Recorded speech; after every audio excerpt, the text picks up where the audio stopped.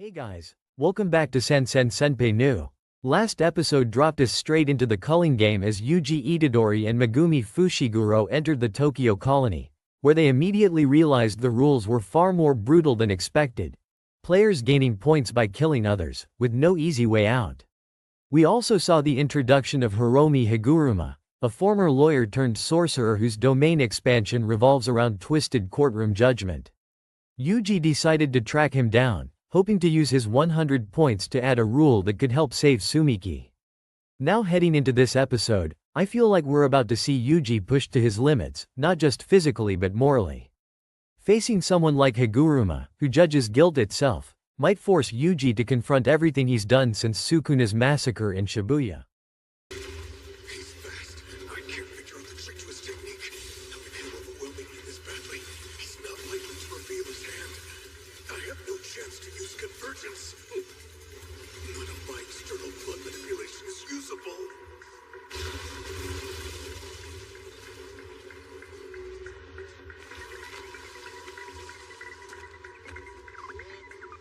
You're persistent. Seriously though, what are you? An older brother with 9 younger siblings. Flowing red scale. Stuck. Good to know, but that's not what I asked. I want to know why you're so tough. About that technique of yours. Huh.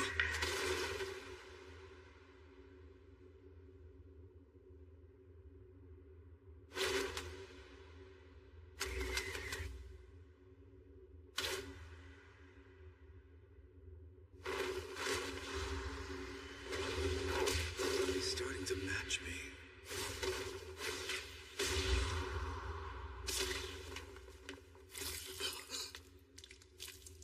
I see what he's up to. Flowing red scale, huh?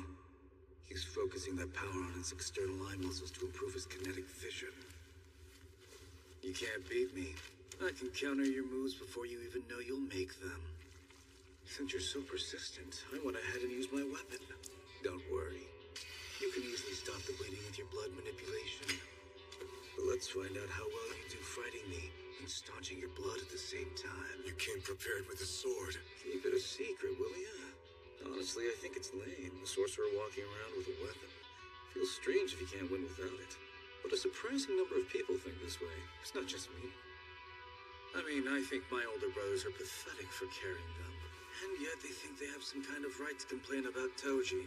You hate them, don't Choso was currently struggling under Naoya's overwhelming speed.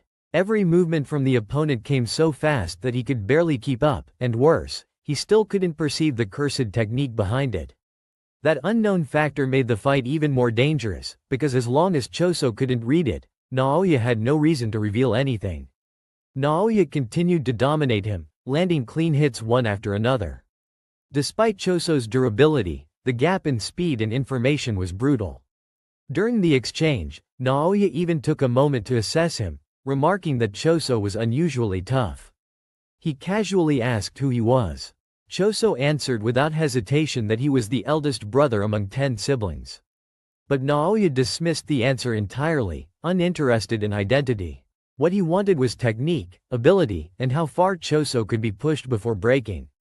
Then, unexpectedly, Choso activated his blood manipulation technique. Markings across his face shifted and new patterns emerged as he pushed his cursed energy further, refining his perception. The moment changed, his senses sharpened. Naoya suddenly launched forward again at terrifying speed, but this time, Choso reacted. He managed to track him, proving he had adapted. Naoya quickly realized what was happening. Choso had enhanced his perception by concentrating cursed energy into his ocular nerves, improving his ability to read movement. Even so, Naoya remained one step ahead. He effortlessly slipped through Choso's counter and drove a blade straight into his body. He had anticipated the reaction from the very beginning, treating Choso's adaptability as part of the equation. Blood spilled heavily from the wound, and Choso's condition worsened. Naoya explained that blood manipulation techniques could normally stop bleeding easily, which was exactly why he chose a blade that interfered with that process. In this state, forced to both fight and stabilize his body, Choso was at a severe disadvantage. Naoya even mocked him, telling him to keep the fact that he carried weapons a secret, as it would be embarrassing for a sorcerer. Yet at the same time, he admitted that without such tools, winning would be impossible. Strangely, he seemed to acknowledge that many sorcerers shared his mindset. He then insulted his own brothers, calling their reliance on weapons pathetic, and questioned how they could ever speak poorly of Toji. That statement surprised Choso. He hadn't expected Naoya to harbor such hostility toward his own family. Naoya coldly replied that a brother weaker than his siblings had no reason to exist. In his worldview, weakness itself was unforgivable. But Choso's thoughts shifted. He began to understand that perhaps Naoya's twisted personality had been shaped precisely by those around him. Whether strong or weak, older siblings become examples for the younger ones. A strong brother shows a path forward, while a flawed one teaches what to avoid. By that logic, Naoya's strength may have been born from the weaknesses of those above him. Choso. Your older brothers. I do hate them. Older brothers less competent than younger brothers serve no purpose. Actually, I think they deserve to be hanged. You should have gratitude towards them. Your older brothers have shaped who you are today. That is the most disgusting thing I have ever heard. Please don't gross me out. Whether or not older brothers are competent, they set an example for their younger brothers. If I make mistakes and go down the wrong path, then my little brothers can avoid that path. And if I go down the proper path, then my little brothers can follow after me. What would you do if you were strong because your older brothers proved weak? You asked me why I'm tough. I'll tell you. I never had an example. I had to make many, many mistakes. And yet, I kept walking in front of my younger brothers, and that made me strong. What's he going on about? And how is he still alive after bleeding so much?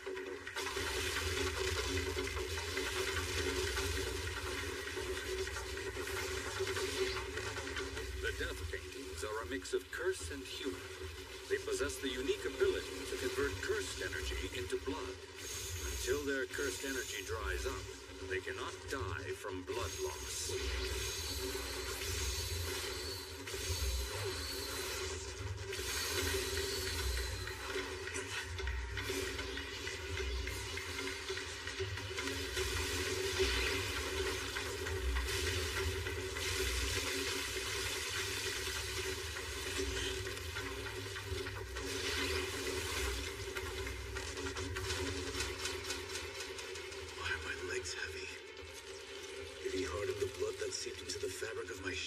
Do you understand now? This is checkmate.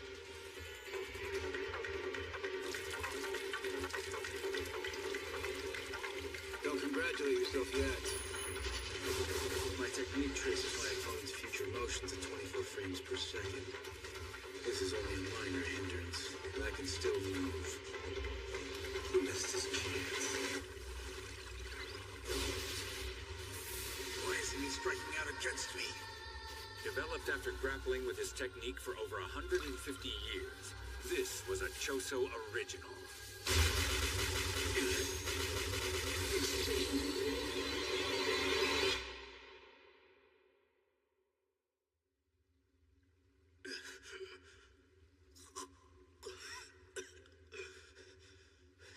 Then reiterated Naoya's earlier question about his stubbornness. He admitted he had no one to guide him, so he had learned through constant failure. Even so, he kept moving forward, always staying ahead of his younger brother. That, he believed, was the reason he had become strong. Blood from his wound pooled beneath him and spread outward. The expanding blood field pushed Naoya back slightly, making him pause for the first time. He questioned how Choso was still alive after losing so much blood. It was then revealed that Choso was a hybrid of cursed spirit and human. His body could convert cursed energy directly into blood. As long as his cursed energy remained, he would not die from blood loss alone. Naoya, momentarily pushed back, noticed something else. The blood had clung to his clothing, making his movements heavier. Choso reappeared nearby and calmly stated that Naoya had been checkmated. Naoya, still arrogant, challenged him to attack. He believed his technique, which could predict motion based on prior movement at 24 frames per second, gave him complete control over close-range combat. With that level of prediction, he was confident he could still dodge anything. But as he charged in, he hesitated.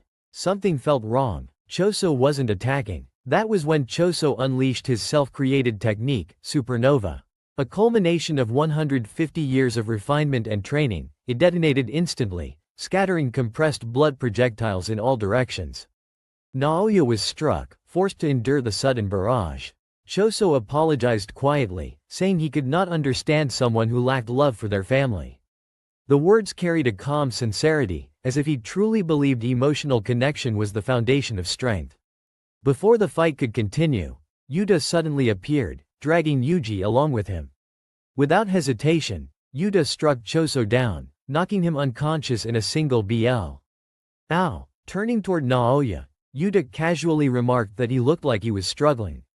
Naoya, irritated, spat out blood and suspected that Choso's technique had poisoned him. But he quickly realized that wasn't the case. Humans simply couldn't contain that much blood naturally. He concluded that Choso must not be fully human, suggesting his body was rejecting unnatural cursed blood. Yuta then proposed a deal.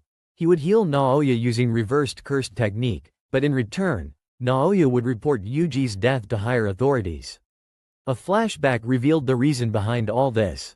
Gojo had once visited Yuta and entrusted him with protecting the first and second year students, especially Yuji. Gojo had sensed something ominous coming and warned him accordingly. Because Yuji, like Yuta, had once been sentenced to death, Gojo specifically told him to watch over him carefully. Hikari, however, was deemed less of a concern. Yuta explained that he couldn't let others handle Yuji's execution because doing so would risk losing control of information. So instead, he staged a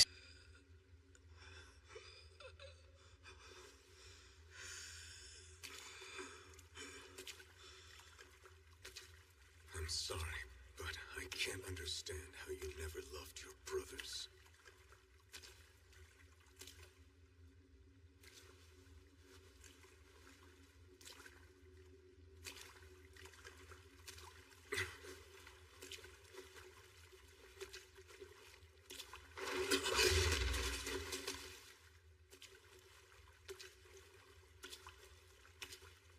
That looks painful.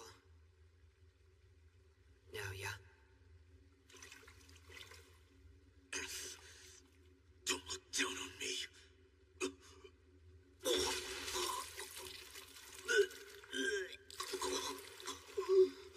What is this? Poison? Blood manipulation shouldn't be capable of. No. It's not a product of his technique. He had that much blood because he's not human. Could it be an incarnation? Is his inhuman blood in my body being rejected? Shall I heal you? I have reversed curse technique. It can heal people. And then in return, could you please report Itadori's death to the top brass, as per our arrangement? Jin!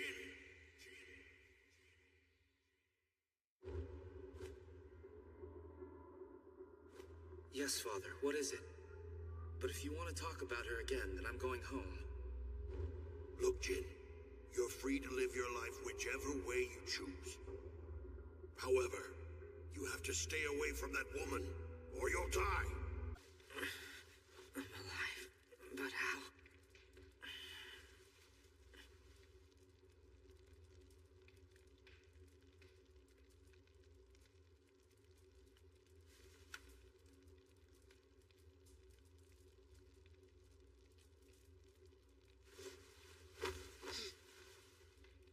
Oh, thank goodness!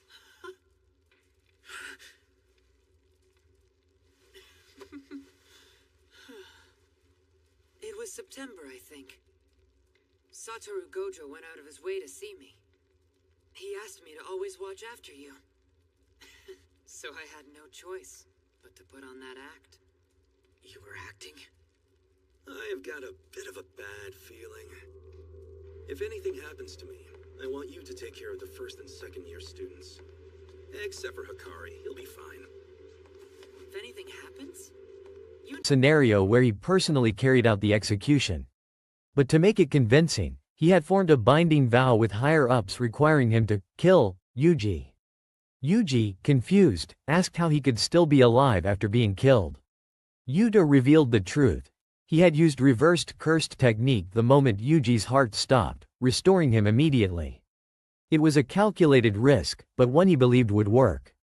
However, since this was the second time Yuji's death had been staged, there was a high chance the deception would eventually be exposed. Yuji then asked why Yuta would go so far for him. Yuta answered simply that the people he cared about were also people who cared about Yuji. He admitted that he once carried a power he couldn't control, much like Yuji, but the difference was that Yuji never chose this burden. Because of that, Yuji was not at fault for anything. Yuji, however, disagreed. To him, it wasn't about blame, it was about the fact that people had died. At that moment, Megumi arrived, urging Yuji to return to Jujutsu High. The barrier around the school had weakened, making it possible to slip in unnoticed. But Yuji cut him off sharply, refusing to pretend everything was normal. He shouted that he had killed people, and many had died because of him. Megumi responded calmly, saying it wasn't just his responsibility, it belonged to all of them. They weren't heroes or symbols of justice. They were jujutsu sorcerers. No one had the authority to judge them, so they had to keep moving forward and prove their existence through action. Their job was simply to save people. That, he reminded Yuji, was the reason he had chosen this path in the first place. But Yuji still struggled. He felt that as long as Megumi stayed beside him, more suffering would follow. Megumi then told him to start by saving him first. He revealed that Kenjaku had created a system where selected people gained cursed techniques and were forced into a killing game called the Culling Game. Megumi's sister, Sumiki, had already been dragged into it. To explain the situation, Megumi laid out the rules of the Culling Game. Players must declare participation within 19 days after awakening their cursed technique, or lose it. Non-players become participants upon entering barriers. Points are earned by killing others, and points can be exchanged to modify rules under strict conditions. Failure to act results in losing cursed techniques entirely. Yuji realized something deeper. Sukuna's presence might be connected to Megumi's situation. He also suspected Sukuna's control issue in Shibuya came from consuming 10 fingers at once, and now he held 15. Even if he consumed the remaining fingers, he believed Sukuna still wouldn't fully take control. Still, if Sukuna appeared again, Yuji asked Yuta to kill him without hesitation. Yuta agreed. Megumi then instructed Yuji to return to Jujutsu High and meet Tengen to learn how to unseal Gojo and understand Kenjaku's true goal. The Culling Game. Trouble with a woman. I'm glad to see you developed a sense of humor, Yuta. No, I'm serious. I just can't imagine anything happening to you, Gojo. Well, just in case, take special care of Yuji Itadori. He's been sentenced to secret execution like you were. It would be a big help to me if you looked out for him. Oh, by the way, how's Miguel? He said he didn't want to see you. This act was the best option to prevent someone else from being sent to execute you, and to cut off any information about you to others as well.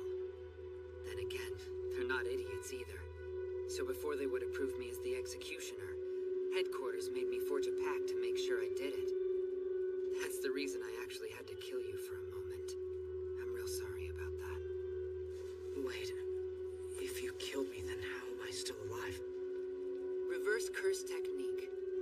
I used my reverse curse technique the moment your heart stopped to immediately heal you. I figured it would work based upon all the things I've heard about you before. I guess I was right. There aren't too many people around who know that I'm capable of outputting positive energy. This is the second time you've faked your death. They're bound to figure it out. But the situation's still chaotic. They're going to believe you're dead. For a while at least, headquarters will think your death sentence was carried out. Why go this far? What's in it for you? I'm doing it because the people that I cherish also happen to be people who cherish you. The power I shoulder, I used to think it was greater than I could bear. At first, I thought the power had been forced upon me, but it was really something that I'd brought upon myself. I'm not like you. The power you shoulder isn't yours. It's not your fault.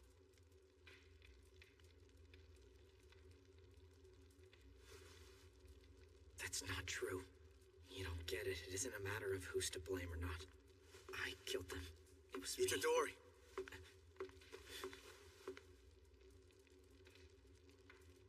Fushiguro? What are you doing here? We're going back to Jujutsu High. The barrier surrounding the school has been weakened. It should be safe for you to return there again. So long as no one sees your face. We'll meet up with the upperclassmen and then— Stop it! Don't talk about it like it's just another normal day. Don't just pretend it didn't happen.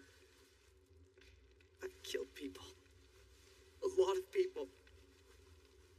It's because of me that so many are dead now! Because of us! He explained, was an unprecedented cursed terror incident, and only Tengen held the answers.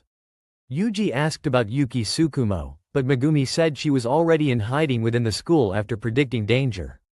Choso then spoke up, saying there might be a way to locate Tengen's hidden barrier.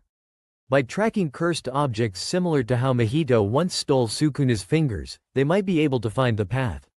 Together, they infiltrated Jujutsu High and encountered Maki and Yuki. Maki had changed drastically, her body scarred and burned, her hair cut short, her expression hardened by survival. Yuki explained that even reversed cursed technique couldn't fully heal her injuries, though her heavenly restriction allowed her to survive. Naobito Zenin had not been as fortunate. Choso then explained that within the barrier lies a storage room containing cursed tools and the remains of his brothers. He believed he could sense them through his technique. Yuji, slightly awkward, introduced Choso as his brother, which made Choso visibly happy. They eventually reached a door leading deeper inside. Choso stopped near the storage area and silently promised his brothers he would return for them. Inside the corridor, blood stains covered the floor. Yuki explained this was from 12 years ago, when the world of Jujutsu first began to distort. At the end of the hall, they entered a white void-like space. Yuki stated they had been rejected by Tengen. Normally, Tengen never interferes, but with Gojo sealed, she had expected contact. She quietly wondered if she herself was the one being rejected. As they prepared to leave, Tengen suddenly appeared, greeting everyone, except Yuki. Tengen's sudden appearance immediately shifted the atmosphere. The endless white space around them felt even heavier, as if reality itself was bending under her presence. She calmly greeted everyone present, her tone steady and detached, but noticeably, she did not acknowledge Yuki at all. That small omission felt deliberate, and it created an awkward tension that lingered in the air. Yuki, however, didn't react outwardly. She simply narrowed her eyes slightly, as if she had already expected this kind of treatment. The others remained silent, unsure how to interpret the moment, until Tengen finally began speaking. She explained that this space was not truly a meeting place, but a layer created by her existence as a being who had evolved beyond humanity. The barrier system surrounding Japan's Jujutsu society was deeply tied to her own life force. Every major structure in the Jujutsu world ultimately traced back to her influence. But now, something had changed. Tengen revealed that Kenjaku's actions had disrupted the balance. With Gojo Satoru sealed, the protective equilibrium maintained by the Six Eyes had been broken. That alone had created instability in the barriers that once functioned almost automatically. She continued, explaining that Kenjaku's true objective was not simply chaos, but forced evolution. The culling game, she said, was not just— Of course you would say that. You can't give up. Just because you want to.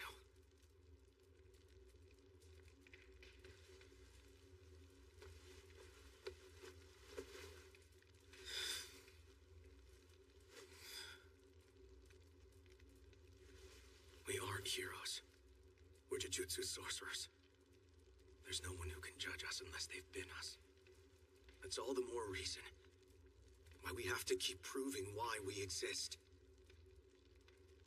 You're wrong, Fushiguro. We don't have time to worry about ourselves and our feelings anymore. Don't say that. We exist to save others. You'll end up suffering. I thought saving people was your driving motivation. The whole time you stay around me. Start by saving me, Itadori. Moritoshi Kamo has set up a death game between those he granted curse techniques. The culling game. Tsumiki has been drawn into this game too.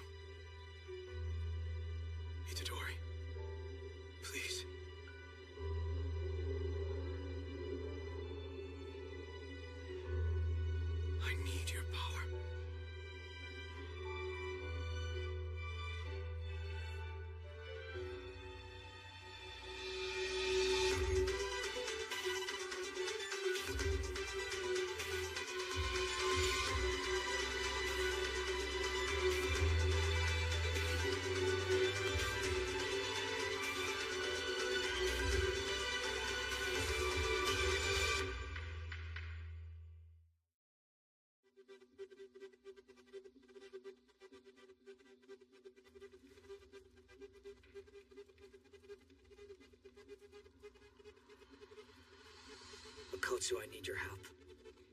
Sukuna is plotting something that uses Fushiguro. He was able to take over my body in Shibuya after I was forced to eat 10 fingers at once. There's now a total of 15 fingers inside of me. Even if I'm fed the remaining 5 all at once, I don't think he'll be able to take me over again. But if he does, if Sukuna appears and takes control of me again, I need you to kill me. Can I trust you to do that for me? Yes, of course. I promise I'll do it. Okay, Fushiguro. What do you need me to do? First, we go back to Jujutsu High, and then make contact with Tengen. How can we release the seal of the prison realm? What is Noritoshi Kamo's actual goal? And what moves will he make? To killing arena. It was a massive ritual designed to merge non-sorcerers with Tengen herself, turning humanity into a single unified cursed existence. The words landed heavily. Even Yuji, who had already endured countless horrors, found himself momentarily speechless. The idea that everything was being directed toward a forced transformation of humanity felt too large, too unnatural to fully grasp at once. Megumi tightened his expression. He realized that everything they had been dealing with so far was only a fragment of a far bigger structure, one that had likely been planned long before any of them were born. Tengen then shifted the explanation toward the barriers themselves. Normally, her existence allowed Jujutsu High and other hidden locations to remain concealed through an intricate network of constantly shifting gates. These gates were never static. Over 1,000 of them moved continuously, overlapping and rearranging in unpredictable patterns. Only one of those gates led to her true location, her inner sanctuary, the star corridor leading to her core existence. And finding it, she warned, was nearly impossible without precise conditions or external guidance. Choso listened carefully, then spoke up, suggesting that cursed energy traces might still be used to locate patterns within the shifting barrier network. He believed that even if the doors changed constantly, residual connections could still be tracked, especially if they were linked to cursed objects or familial resonance. Tengen did not confirm or deny his theory outright. Instead, she simply observed him quietly, as if evaluating how much of his understanding came from instinct rather than knowledge. Yuji then stepped forward, his mind still heavy with everything he had heard. He asked directly what they were supposed to do next. There were too many moving parts: Kenjaku, Sukuna, the culling game, Gojo's seal, and none of it felt like something they could solve by strength alone. Before Tengen could answer fully, Megumi redirected the focus. He reminded everyone that their immediate priority was still finding a way to reach the key figure who could explain everything properly. That person was Tengen's guardian intermediary, a contact point known as the only bridge between the hidden core and the outside world. But even that connection was unstable now. At that moment, Yuki finally spoke. Her voice was calm, but carried a subtle edge of dissatisfaction. She pointed out that relying entirely on Tengen might already be part of Kenjaku's design. If their enemy had anticipated every move, then even this meeting might have been allowed to happen for a reason. Tengen did not disagree. Instead, she acknowledged that Kenjaku's understanding of barriers was dangerously close to her own. That was what made him so difficult to predict. Unlike most sorcerers, he didn't simply fight within the system. He studied its foundation and rewrote its rules. A brief silence followed. Then Tengen revealed something even more important. The merger she had mentioned earlier was not a distant possibility. It was already being prepared. The culling game is an unprecedented act of Jujutsu terrorism, and we need answers to those questions to resolve this situation. I think that Tengen might be the only one capable of answering them. What about that woman? Maybe Tsukumo knows. I've already spoken to Tsukumo. In fact, this whole thing was her plan. She's also hiding away at Jujutsu High. Hiding away from what? Apparently she doesn't want to deal with the higher-ups. However, the problem is Tengen's concealment barriers. Within the barriers, there are 1,000 constantly shuffling doors. Only one leads to the tombs of the star where Tengen resides. So unless we pick the right door, we can't meet with Tengen?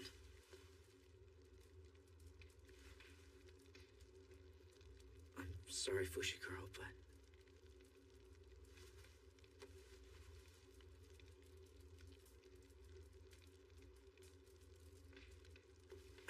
ask you something.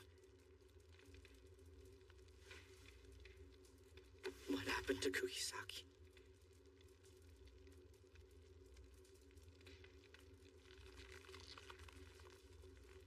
I see. All right.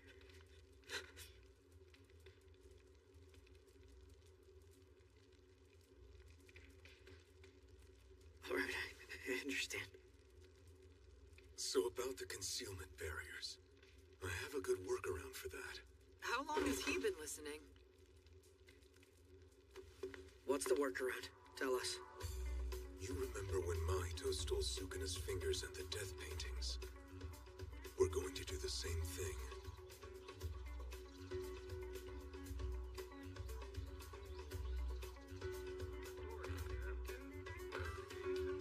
Well, it hasn't been that long since the last time, huh? Maki, what a surprise. Oh, hello. Maki! Is it safe for you to be up?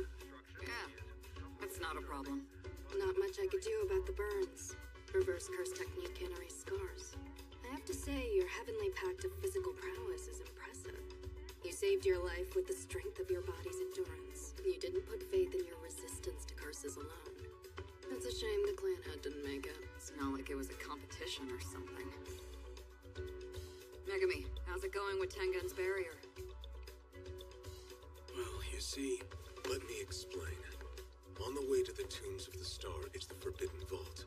Inside that vault are Jujutsu High's cursed tools and cursed objects. Plus, The culling game was essentially a filtering process. By forcing sorcerers and non-sorcerers into constant conflict, cursed energy would accumulate and stabilize into a single massive system. Once that reached completion, humanity itself would no longer exist in its current form. Yuji lowered his gaze slightly.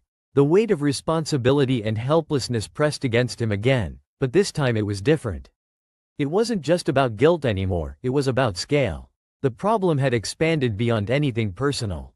Megumi noticed Yuji's expression and spoke more firmly.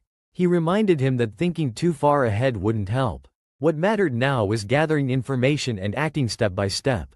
First, they needed to locate the key route through Jujutsu High and reach the necessary source that could help them understand Kenjaku's plan more directly. Tengen then turned her attention to Yuji specifically. Her gaze lingered on him for a moment longer than the others. She noted the presence within him, Sukuna's influence, and acknowledged that his situation remained one of the most unstable factors in the entire equation. She did not offer comfort, only observation. To her, Yuji was not just a boy carrying a curse, but a variable that could determine the direction of everything to come. At that moment, Choso stepped forward again. He stated that he could help locate pathways connected to cursed objects inside the barrier network.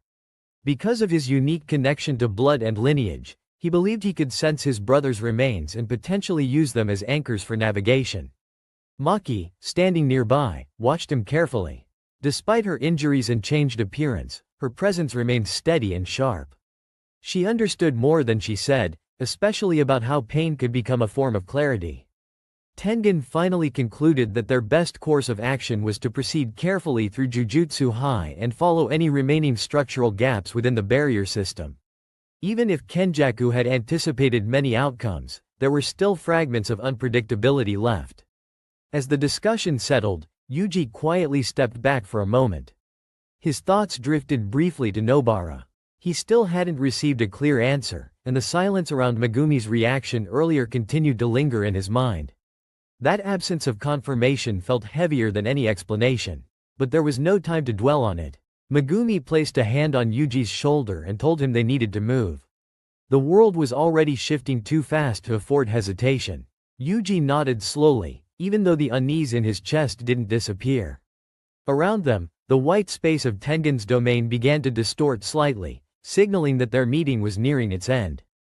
The fragile connection holding them there would not last much longer. As everything prepared to shift again, one thing became clear to everyone present. They were no longer dealing with isolated incidents or individual enemies. They were standing at the edge of a system designed to rewrite humanity itself. And whether they were ready or not, the next step had already begun. Remains of my brothers, Naranso, Shouso, Tanso, Sanso,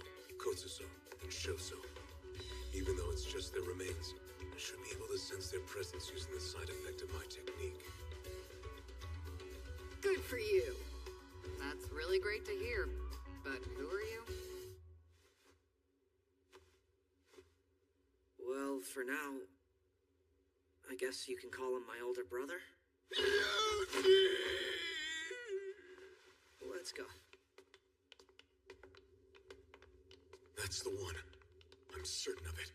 My younger brothers are resting right beyond this door. I'm opening it.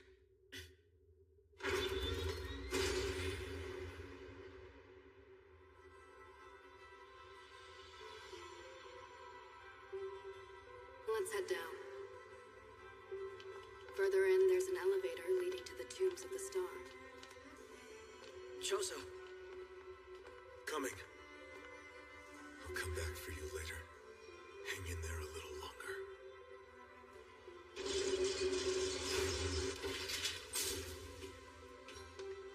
Bloodstains. I wonder what happened. It was 12 years ago. Thinking back on it now, that's when all the distortion started. Can't just be a coincidence, can it? All right, everyone. The main hall is just up ahead.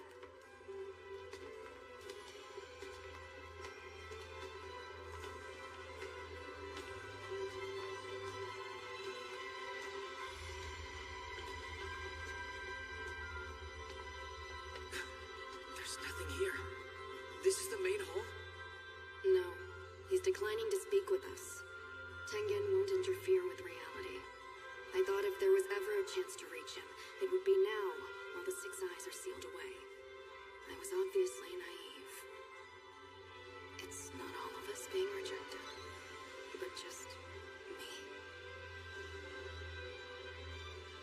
We should head back. Tsumiki doesn't have time to spare. Leaving so soon. It's nice to meet you, child of Zenin, descendant of Michizane, cursed wound death painting, and at last, it's the vessel of Sukuna.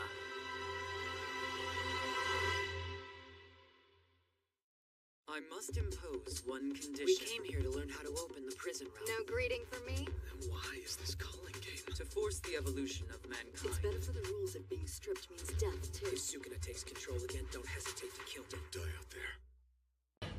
Alright, that is for today's reaction.